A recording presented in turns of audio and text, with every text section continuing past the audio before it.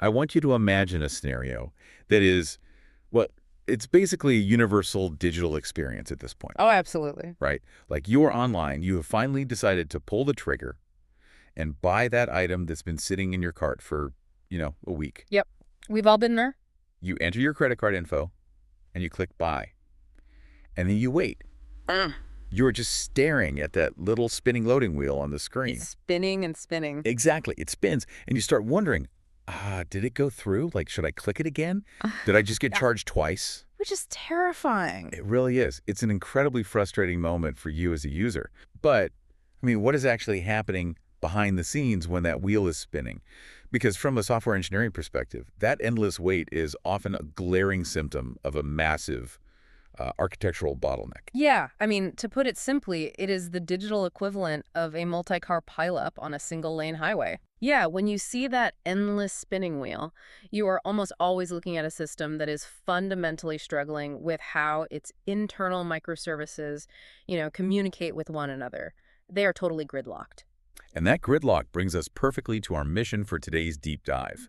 I'm your host, by the way, and joining me is our resident tech expert to help unpack this. Glad to be here. So we're exploring this really incredible piece of source material today. It's part 60 of Aaron Rose's blog series, The Secret Life of AWS. A fantastic series. It really is. And specifically, we're going to unpack event-driven architecture, or EDA, in a foundational tool called Amazon Event Bridge. Right. We're going to look at how decoupling your microservices can basically take an application from being this rigid, fragile monolith that causes those spinning wheels to a seamlessly scalable, lightning-fast ecosystem. And the source material tackles this through a rather brilliant narrative device, which I really appreciate. Yeah, it's so unique. It is. Instead of just, listing out AWS features like a manual, it grounds the technical concepts in a shared use case. Right. We follow a senior engineer named Margaret and her junior colleague, Timothy. Right. And interestingly, they aren't placed in some neon-lit Silicon Valley startup. The author sets them in a grand, dusty Victorian library in London. I absolutely love that setting. It makes the abstract cloud concepts feel so tangible. Exactly. It's a place where software craftsmanship and architectural elegance are really the only things that matter. Yeah. And we jump right into a crisis with Timothy right off the bat. He is just stressed out looking at the metrics for his newly released checkout feature. Right. He's having a bad day. A really bad day. Now, Timothy did some things right, to be fair. He wrapped the new checkout logic in an AWS app config feature flag. Which is a smart move. Right, which means he was able to safely dial up the traffic to just, a small percentage of users, just to test it in production without risking the whole platform. So his deployment strategy was actually totally sound. Yeah, the deployment was fine, but the performance metrics are an absolute nightmare. Exactly. Timothy is looking at an AWS X-ray trace. And for anyone who hasn't used it, X-ray is basically an MRI for your distributed software. That's a great way to describe it. Right. It visualizes exactly where a request travels and how many milliseconds it spends at each stop.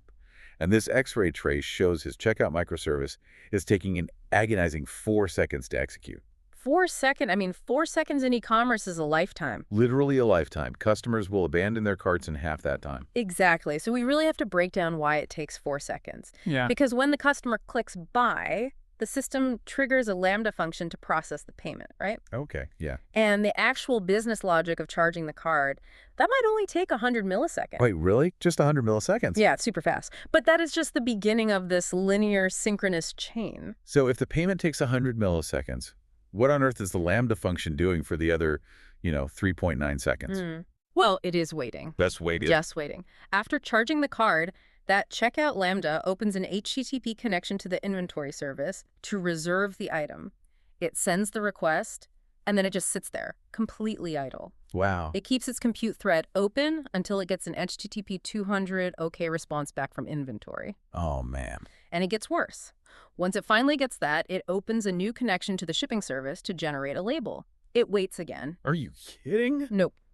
And finally, it makes one more synchronous API call to the email service to send the receipt. Okay, but since AWS Lambda charges you by the millisecond of compute time... Yep. You see where this is going. You are literally paying AWS for your code to sit there, do absolutely nothing while it waits for a downstream service to reply. Exactly. You are paying for network latency. But, the cost isn't even the most dangerous part of this setup. Really? Yeah. What could be worse than wasting money on idle compute? Well, Margaret points out to Timothy that he has built a tightly coupled system. Think about it. What happens if the email service goes down for maintenance? Oh, well, if the checkout Lambda can't connect to the email service, the HTTP request times out. And then a Lambda function fails, right? Yeah. Wait, if the receipt generator fails, does my credit card payment fail? Does the whole order just drop? Yes. Yeah. That is the tragic reality of tightly coupled architecture. The checkout Lambda throws an error simply because it cannot complete its hard-coded sequence. That is insane. Right. The customer cannot buy the product simply because a peripheral receipt generator happens to be offline.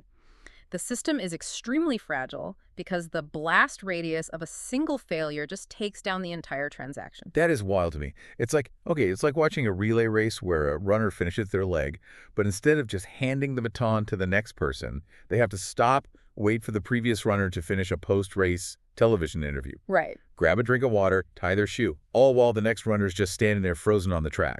That's hilarious, but yeah. No. The relay race is a really helpful visual. But honestly, it actually goes deeper than that at a structural level. How so? Because in a tightly coupled system, the checkout service knows too much. It is acting as a centralized orchestrator. Okay, meaning what? Meaning it has to know the API endpoint for the inventory service, it has to know the exact payload format the shipping service expects, and it needs the authentication protocols for the email service. Oh, I see. It's too deeply involved in everyone else's business. Exactly. The moment you force your core payment service to manage peripheral downstream tasks, you introduce cascading failures. Okay, so Timothy has clearly hit the absolute limit of this synchronous, command-driven architecture. So how does Margaret help him fix it?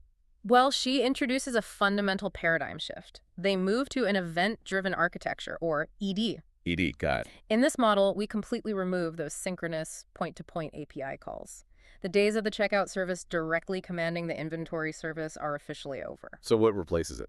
Instead, we introduce a serverless event bus. Yeah. Specifically, Amazon Event Bridge. We place it right in the middle of the architecture. Okay, so we are putting a middleman in place.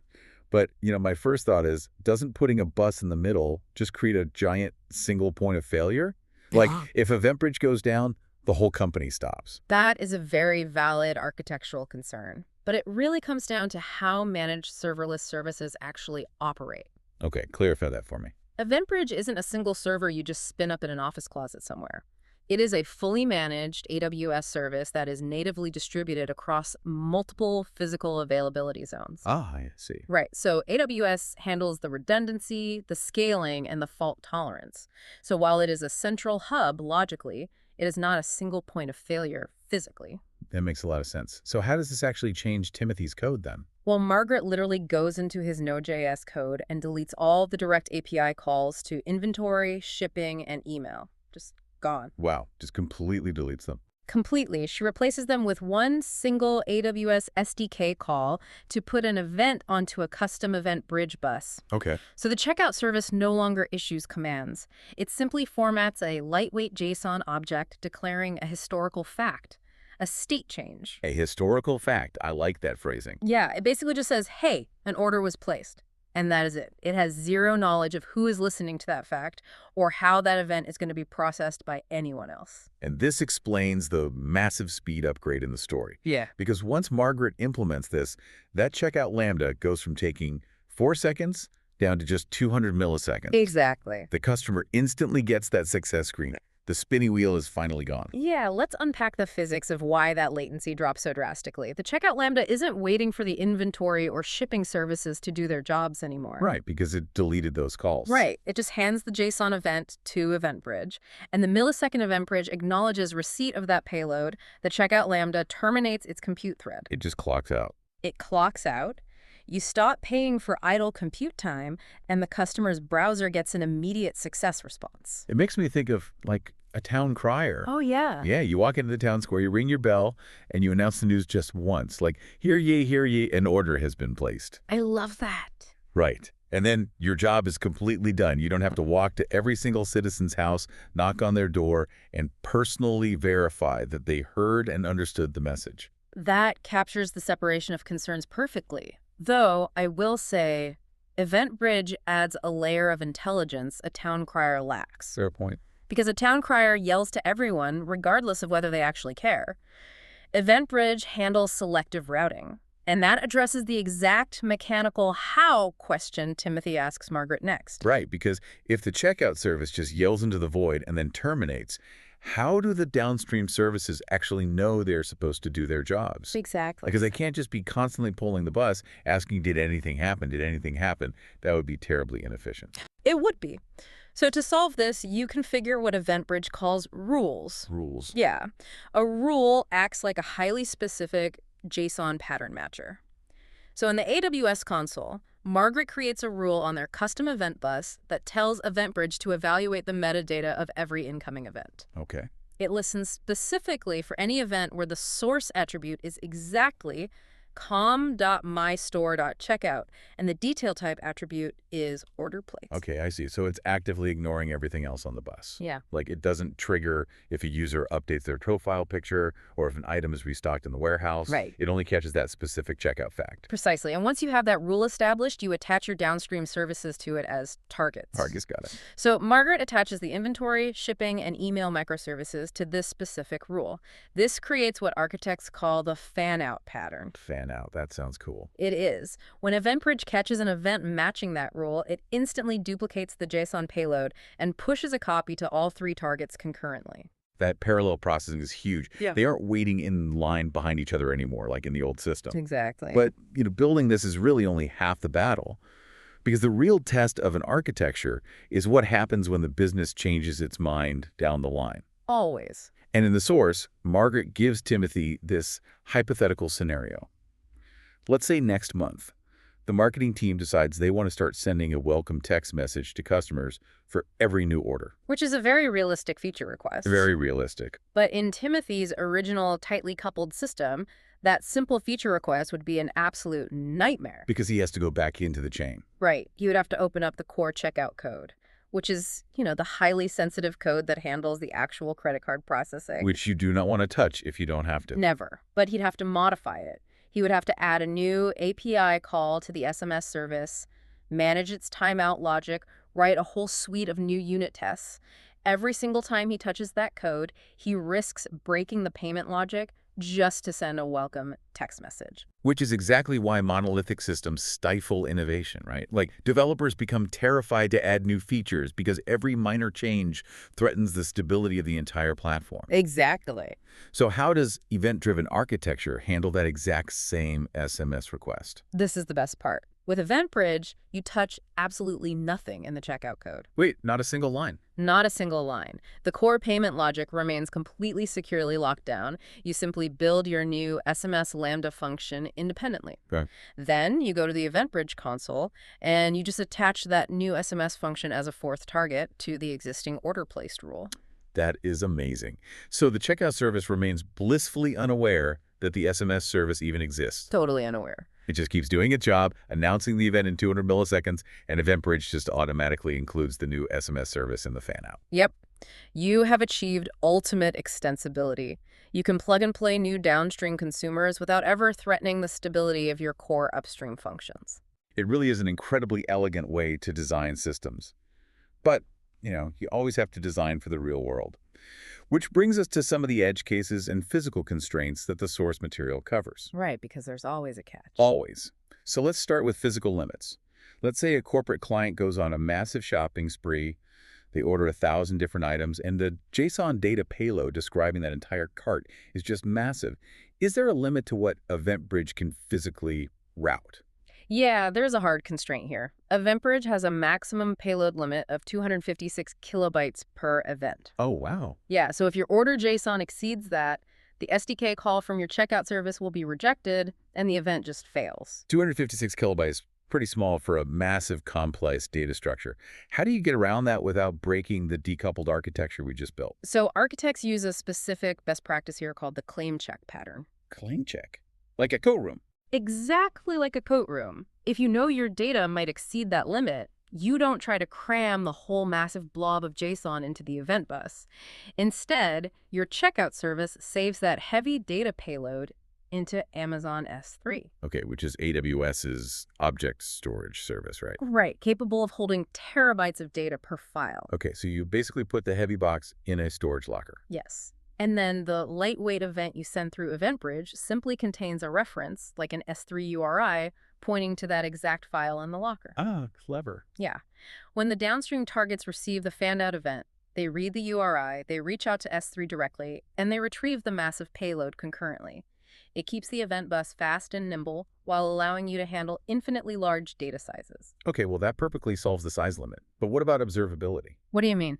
Well, if the checkout service just fires off an event and then shuts down, and EventBridge fans it out to 4 different services running in parallel, how on earth do you track an order if something goes wrong? Like if a customer calls and says, hey, where is my shipping label? How do you trace it when it's not a single linear chain anymore?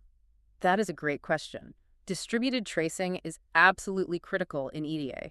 Remember the AWS X-ray service Timothy used to find the bottleneck earlier? Yeah, the MRI tool. Right. Well, X-ray integrates natively with EventBridge. When the checkout service creates the event, it injects a unique X-ray trace ID into the event metadata. Yeah. And EventBridge actually preserves that trace ID as it fans the event out to all the downstream targets. That's smart. Yeah, so when a developer looks at the X-ray console later, they can see the entire asynchronous fan-out mapped together as one cohesive transaction, even though the compute environments are completely decoupled. Okay, so we can see it. But let's talk about the original nightmare scenario we started with. The email service going down? Exactly. What if the email service is completely offline when EventBridge tries to hand off that fanned-out event? If the checkout service already clocked out and went home, who is making sure the email eventually gets sent? Well, EventBridge doesn't just throw its hands up and delete the data. It has built-in retry policies. Okay, good. Yeah, you can configure EventBridge to retry delivering the event to a failed target for up to 24 hours. And it uses exponential backoff, meaning it waits a little longer between each retry just to avoid overwhelming a struggling service. But what if the email service is down for, like, 2 days? That is where dead letter queues or DLQs come into play. Dead letter queues. Spooky name. A bit, yeah. If EventBridge exhausts its retry policy and the target is still failing, it securely routes that specific event payload to an Amazon SQS dead letter queue. Okay, and what does that do? The DLQ basically holds onto the event indefinitely. You can set up CloudWatch alarms on that queue to alert your engineering team. And once the email service is fixed and back online, developers can use a redrive policy to automatically replay all those failed events from the DLQ back into the target. Wow. And meanwhile, the checkout was already successful, the customer is happy, and the inventory and shipping services already did their jobs. Exactly. Only the email was delayed, and it resulted in 0 data loss. I mean, that is phenomenal resilience. It really is. Now, there's one final piece of the puzzle to discuss, which is crucial for actually maintaining these decoupled systems over time, and that's the EventBridge schema registry. Right, Margaret mentions this in the source, but why is a registry necessary if they're just passing JSON around? Well, think about it at scale. When you have dozens or hundreds of decoupled microservices managed by completely different teams, things can get chaotic if data formats change unexpectedly. Give me an example. Sure. Imagine the checkout team decides to rename a JSON field from customer_ID to user_ID. Okay, pretty common change. Very common. But because the teams are decoupled, they might forget to tell the shipping team. Oh. So when the shipping service receives the new event, its code looks for customer_ID. It returns a null value, and the service just crashes. Yeah, that sounds like a massive communication nightmare waiting to happen. It is, and the schema registry automates the solution. You can turn on schema discovery, and EventBridge will actually sample the traffic flowing over your event bus in real time. Really, just passively watching. Yep. It analyzes the JSON payloads, infers the exact structure, the schema, and versions it centrally. So it basically builds a universal dictionary of every single event happening in the company. Yes. And it goes a step further. Downstream developers can go into the AWS console, look at that discovered schema, and download strongly typed code bindings, like TypeScript interfaces or Java classes, directly into their IDEs. This means their code will literally fail to compile if it expects the wrong data shape. It enforces contracts between decoupled teams so that, agility doesn't turn into total anarchy. That is so powerful. So what does this all mean for you, the listener? Let's bring this all together. Let's do it. The transformation we've explored today is really profound. By shifting from a monolithic, tightly coupled workflow to a decoupled, event-driven architecture, applications don't just get a little better, they change fundamentally. Absolutely. They become highly scalable, incredibly fast, and deeply resilient. The blast radius of any individual failure is totally contained. Right. And your compute costs are optimized because services aren't just sitting idle, waiting on each other. Exactly. The next time you're using an app, maybe you were buying highly competitive concert tickets or processing some complicated financial transaction, and it feels blazingly fast, even though you know there are a dozen things happening in the background. You know exactly what's happening. You are likely benefiting from decoupled architecture. You are experiencing the magic of an event bus, doing the heavy routing asynchronously so you don't have to stare at a spinning loading wheel. It really is the invisible infrastructure that makes modern digital experiences possible. It truly is. And, we want to leave you with a conceptual question to mull over, something to take away from this technical deep dive and apply to the broader world around you. I like this one. If event-driven architecture makes computer systems so much faster, more resilient, and easily adaptable to change, why do we still design so many of our human organizational workflows as tightly coupled synchronous chains? It is a fascinating parallel. We tolerate bottlenecks in human workflows that we would literally never accept in our software architecture. Think about your own office. How often does one person being busy or one manager being offline on vacation bring an entire team's project to a grinding halt? Just because everyone is waiting on a direct, synchronous approval API call. All the time. Right, so ask yourself, what would an event-driven workplace actually look like? How could you decouple your own team's tasks so that people are reacting to facts and state changes asynchronously rather than sitting idle waiting for commands? Something to ponder. It is definitely something to think about the next time you are stuck staring at that spinning wheel, whether it's on your screen or in your next team project. Thanks for joining us for this deep dive. Catch you next time.